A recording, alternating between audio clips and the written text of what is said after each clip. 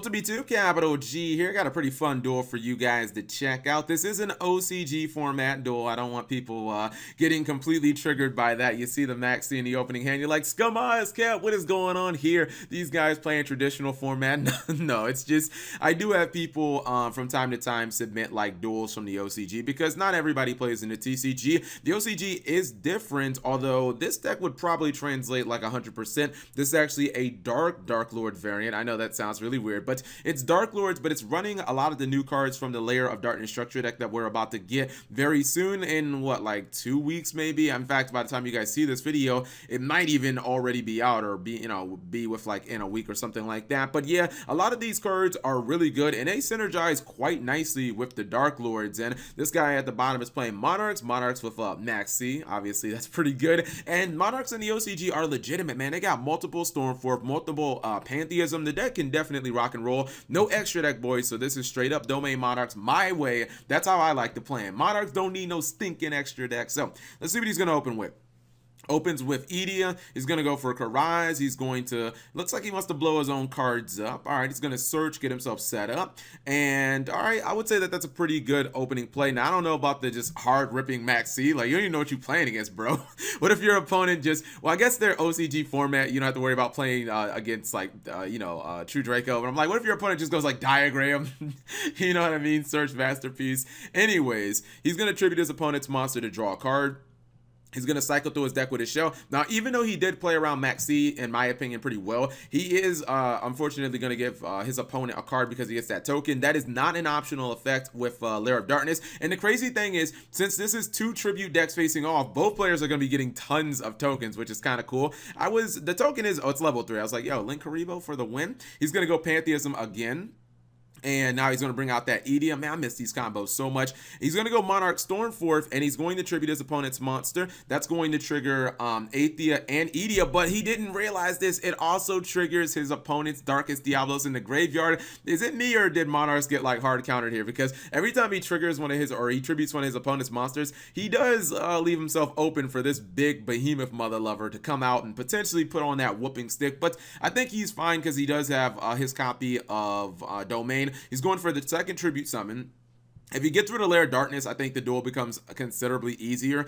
And the reason he was able to attack over is, Pantheism gives, or excuse me, Domain gives 800 attack to a tributed monster. Let's see what he's going to do. He gets another Lair of Darkness by searching it. He's going to tribute that Aether, which, ooh, that was a kick in the teeth. He's going to go trade in. Now he's bringing back Superbia, who's going to bring back his shell. He's going to go Monster Reborn on top of that. So many freaking, so many revives. And then he tributed the copy of Arima and brought back his Darkest Diablos. Darkest Diablos is, to me, you know what the card is like? It's like the new age version of Grapha. That's what I think this card is going to be. It's like, yeah, it's like a new version of Grapha. He's going to go into Lancelot. Very legitimate card, and then he's the one getting tokens. So yeah, both players are basically spamming tokens. He's going to go Monarch Stormforth. Lancelot pretty much has to negate that, because if he doesn't, he'll just tribute the Lancelot. And I think he's going to tribute Lancelot regardless. No, it's going to get negated, but hey, OCG format, multiple Stormforths, no problem. He's going to go Pantheism, Erebus, but Erebus has too many cards to deal with on the field. He's going to deal with the unknown problem that is the Mirror Force. And I think this is, can he get multiple monsters? No, he's just going to attack over his shell.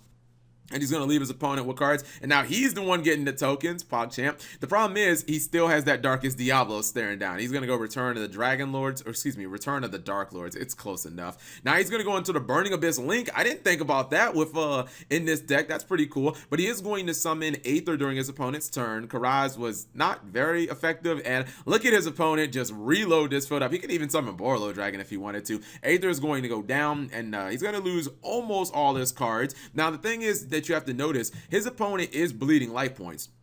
One of the things that Dark Lords sometimes struggle with is because they have to pay 1,000 life points to activate those effects, as he's been doing with like his shell. You will cut yourself down pretty quickly. Does he have the yeah, that's the Fangacratias in his hand. What is he doing with that, man? I want to see him bust that out. He's going into attack mode, and he's not able to close the duel out because of those pesky copies of the Prime Monarch. So he looked like he had game, but not quite. He is going to give himself 3,000 life points. So he says, Cap, don't worry, I got this, man. I can get my life points back. Summons another copy of Darkest Diablos from his hand. And this is where Monarchs have to make that last. Oh, wait, never mind. I was going to say he's going to make his last stand, but nope, he's not. He gets played because Eradicator Epidemic Virus takes away all his spell cards, and pretty sure that takes away his last hope. But wait, he says, I got this, man. I got the Prime Monarch. He's going to tribute his opponent's card because he did chain the Monarch Stormforth, but again, Darkest Diablos is going to be played. He did use that, I forget the name of the card, the Dark Lord card, the ones that gives you, the card that gives you all the life points to trap, and it doesn't matter though, because in the end, he is just out of juice, and I commend the Monarch guy. He fought long and hard in that duel, and I think he did pretty okay considering that every time he was tributing his opponent's stuff, I mean, Darkest Diablos was just coming out and being like, bitch, you what? You know what I mean? So I don't think that this was a very good matchup for him. He had no extra deck to fall back on, and man, that card is just too good. I'm gonna go ahead and pause. I'm gonna show you guys the Diablos deck because some people might be interested in that. The Monarch OCG deck is really not, it's not relevant to like the TCG and whatnot. So this is what the deck looks like on paper, and I kind of like it. The only thing I do kind of question is the Starlight Road. I'm thinking possibly to be used against just like board wipes for Geki Dark Hole. You saw that, I mean, he was making pretty big boards incredibly easily. Even if your opponent has like Torrential Tribute and they try to use it when you like summon tokens, it can be a way of using that. And it is somewhat searchable because he runs Lilith. I actually like the Mirror Forces in this deck. People will try to attack the tokens because they're not that big, so that's just an easy way to kind of bait them in. I still feel like Mirror Force is incredibly good. One of the things I like about Dark Lords, and I've always thought that it's kind of like an underappreciated aspect of the deck, is how much draw power it kind of brings. Not just a shell, which is, basically like an inherent destiny draw, but then because you have so many level 8s and Darkest Diablos, the new monster is like a level 8, you can run Trade In, which has always been good in Dark Lords because, Superbia wants to be in the graveyard anyway so that you can reborn it and get its effect. Same thing goes with Darkest Diablos. You can special summon it inherently from the grave. So it's like your trade-in engine has gotten, basically more consistent. You can run a Lord Darkness. You can run Pot of Desires in this deck if you want.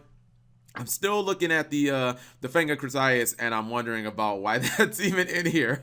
That would probably be the first thing that I actually take out. But I feel like this deck has also a lot of like deck thinning power because of like Lilith being able to get your trap cards straight to, the field and whatnot. So just a nice little interesting deck. And honestly, I really can't wait to see what this deck does in the TCG. I'm already sold 100% on the Boss Monster. That shit is splashable in a bunch of decks, but I kind of want to see what the deck kind of does, whether people splash it in to other dark archetypes like these Dark Lords, or if people play the deck just kind of straight up. I kind of feel like playing it in Dark Lords would be the best bet because it has natural synergy with the Dark Lords.